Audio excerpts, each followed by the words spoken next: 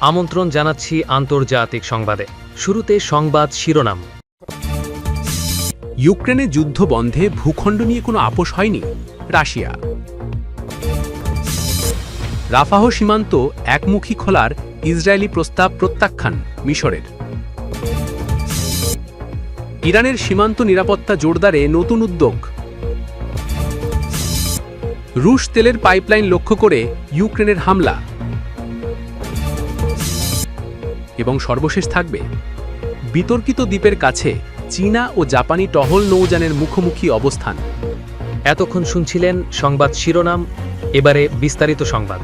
তবে তার আগে অনুরোধ থাকবে ভিডিওটিতে একটি লাইক দিয়ে কমেন্ট করে জানিয়ে দিন কোন জেলা বা দেশ থেকে ভিডিওটি দেখছেন ও শুনছেন। ইউক্রেনে যুদ্ধ বন্ধে ভূখণ্ড নিয়ে কোনো আপোষ হয়নি রাশিয়া। মস্কোতে রুশ প্রেসিডেন্ট ভ্লাদিমির পুতিনের সঙ্গে জ্যেষ্ঠ মার্কিন কর্মকর্তাদের বৈঠকের ব্যাপ্তি ছিল প্রায় 5 ঘণ্টা। ওই বৈঠক শেষে এক রুশ কর্মকর্তা বলেছেন, যুদ্ধ শেষ করার জন্য ইউক্রেনীয় ভূখণ্ড নিয়ন্ত্রণের মতো গুরুত্বপূর্ণ বিষয়ে কোনো আপোষ হয়নি। ভ্লাদিমির পুতিনের সঙ্গে ওই বৈঠকে অংশ নিয়েছিলেন মার্কিন প্রেসিডেন্ট ডোনাল্ড ট্রাম্পের বিশেষ দূত স্টিভ উইটকফ এবং তার মেয়ে জামাই জ্যারেড কুশনার। তারা যুক্তরাষ্ট্রের তৈরি করা শান্তি পরিকল্পনার ওপর আলোচনা করেন। বিকেলের পর শুরু হওয়া ওই আলোচনা শেষ হয় স্থানীয় সময় মধ্যরাতের দিকে। বৈঠকে উপস্থিত ছিলেন ক্রেমলিনের পররাষ্ট্রনীতি বিষয়ক উপদেষ্টা ইউরি উশাকভ। তিনি বলেন, এখন পর্যন্ত আমরা কোনো সমঝোতার পথ খুঁজে পাইনি, তবে যুক্তরাষ্ট্রের কিছু প্রস্তাব নিয়ে আলোচনা করা যেতে পারে। উশাকভ বৈঠকের কথোপকথনকে খুবই গঠনমূলক বলে উল্লেখ করেছেন। তিনি জোর দিয়ে বলেন, ওয়াশিংটন ও মস্কো উভয়ের জন্যই আগামীতে করার মতো অনেক কাজ বাকি আছে।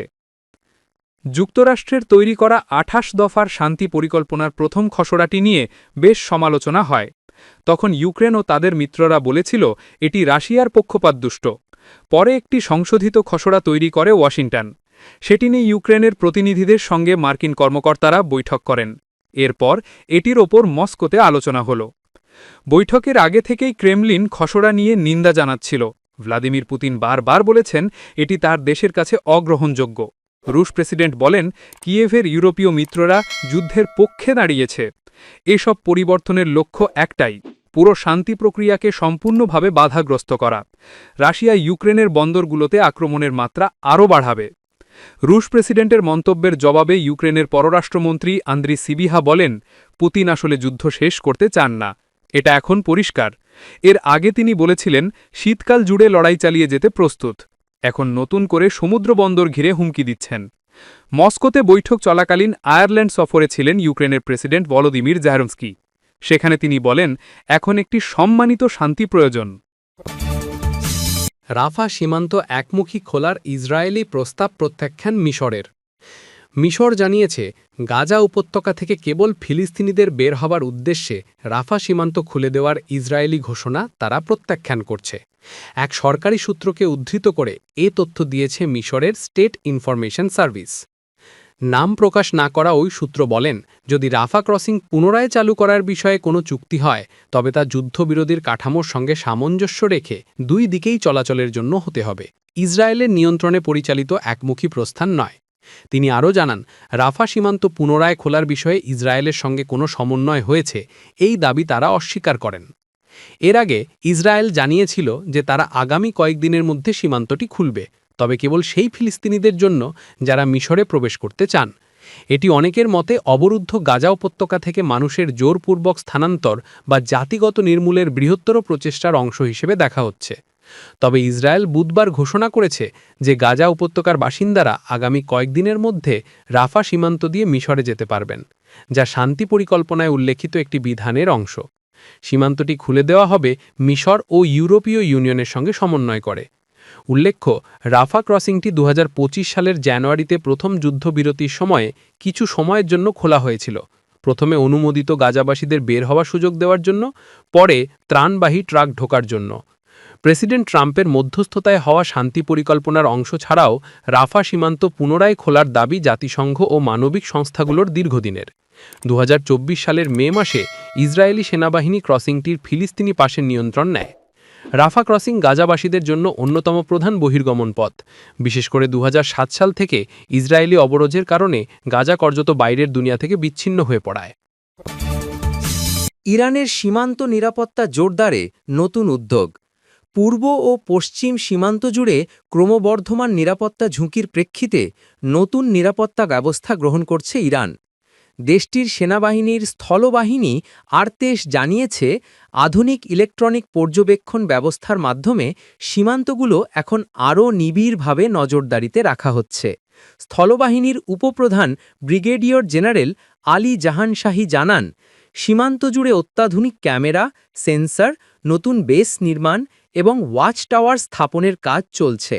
পাশাপাশি সীমান্তরক্ষী বাহিনী ও পুলিশের সঙ্গে সমন্বয়ের মাধ্যমে অবৈধ অভিবাসী, সন্ত্রাসী, সশস্ত্র গোষ্ঠী ও চোরাচালান রোধে সীমান্ত এলাকায় নজরদারি আরও কঠোর করা হয়েছে।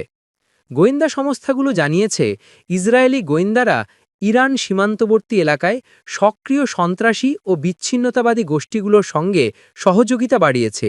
জুন মাসে চলা 12 দিনের যুদ্ধের সময় কিছু অবৈধ অভিবাসী ইসরায়েলের সহায়তায় ইরানের ভেতরে অপারেশন পরিচালনা করেছিল বলেও অভিযোগ রয়েছে। রুশ তেলের পাইপলাইন লক্ষ্য করে ইউক্রেনের হামলা। রাশিয়ার মধ্যাঞ্চলীয় তাম্ভভ এলাকায় দ্রুজবা তেল পাইপলাইনে হামলা চালিয়েছে ইউক্রেন। দেশটির সামরিক গোয়েন্দা সংস্থা GUR এর এক সূত্র বুধবার এই দাবি করেছে। ব্রিটিশ বার্তা সংস্থা রয়টার্স এ খবর জানিয়েছে। সূত্র মতে হাঙ্গেরি ও স্লোভাকিয়ায় রাশিয়ার তেল সরবরাহকারী এই পাইপলাইনে এটি ইউক্রেনের পঞ্চম হামলা। রাশিয়া 2022 সালে ইউক্রেনে আগ্রাসন শুরু করার পর অধিকাংশ ইউরোপীয় ইউনিয়ন দেশ রুশ জ্বালানি আমদানি বন্ধ করলেও হাঙ্গেরি ও স্লোভাকিয়া এখনও রাশিয়া থেকে জ্বালানি নিচ্ছে। ইউক্রেনীয় সংবাদ মাধ্যমের খবরে বলা হয়েছে, এবার হামলায় রিমোট কন্ট্রোল বিস্ফোরক ব্যবহার করা হয়েছে। তবে স্লোভাক পাইপলাইন অপারেটর এবং হাঙ্গেরির তেল গ্যাস কোম্পানি MOL জানিয়েছে, বুধবারের ঘটনার পরও দ্রুজবা পাইপলাইনে তেল সরবরাহ স্বাভাবিক রয়েছে। রাশিয়ার পক্ষ থেকে এখনও কোনো মন্তব্য পাওয়া যায়নি। ইউক্রেন মার্চে একবার, আগস্টে দুবার এবং সেপ্টেম্বরে একবার এই পাইপলাইন লক্ষ্য করে হামলা চালায়। বিতর্কিত দ্বীপের কাছে চীনা ও জাপানি টহল নৌযানের মুখোমুখি অবস্থান। পূর্ব চীন সাগরের বিতর্কিত দ্বীপপুঞ্জকে কেন্দ্র করে চীন ও জাপানের কোস্টগার্ড মুখোমুখি অবস্থান নিয়েছিল। এই ঘটনায় দুই দেশ পরস্পর বিরোধী অবস্থানের কথা জানিয়েছে। মঙ্গলবার তিয়াওয়াও তাও, জাপানি নাম সেনকাকু, দ্বীপের কাছে দুই পক্ষের নৌযান মুখোমুখি হয়। ব্রিটিশ সংবাদমাধ্যম BBC এ খবর জানিয়েছে। কোস্টগার্ডের মুখপাত্র লিউ তেচুন বিবৃতিতে বলেন, চীনা উপকূলরক্ষীরা জাপানি জাহাজটির বিরুদ্ধে প্রয়োজনীয় ও আইনানুগ ব্যবস্থা গ্রহণ করে সতর্কবার্তা জারি করেছে এবং জাহাজটিকে ওই অঞ্চল থেকে বেরিয়ে যেতে বাধ্য করেছে। লিউ জানান, তিয়াওয়াও তাও এবং এর সংলগ্ন দ্বীপপুঞ্জ চীনের স্বীকৃত ভূখণ্ড। জাপানকে এই জলসীমায় যে কোনো ধরনের উস্কানিমূলক কর্মকাণ্ড অবিলম্বে বন্ধ করার আহ্বান জানান তিনি।